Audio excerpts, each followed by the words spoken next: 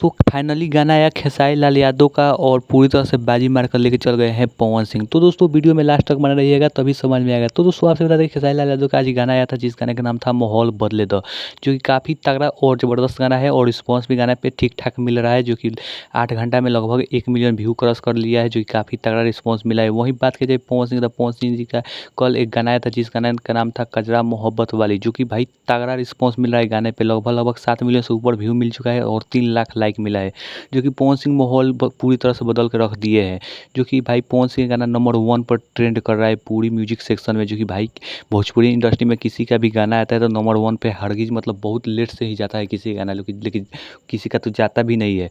वहीं पवन सिंह भाई किसी भी चैनल से आ जाए जो कि ट्रेंडिंग चैनल हो, तो उस पे गाना आ जाए तो भाई नंबर 1 पर तो जाना एकदम लाजमी है, जो कि भाई पवन सिंह पूरी तरह से माहौल ही बदल के रख दिए हैं। वही खेसारी लाल यादव का गाना चल रहा है, लेकिन भाई राज चल रहा है पवन सिंह का। तो दोस्तों आपसे अगर वीडियो अच्छा लगे तो चैनल को लाइक कीजिए, सब्सक्राइब कीजिए, शेयर कीजिए और फिर मिलते हैं किसी नेक्स्ट वीडियो में। और पवन सिंह भाई पूरी तरह से माहौल बदल के रख दिए हैं। तो वीडियो अच्छा लगा तो धन्यवाद दोस्तों।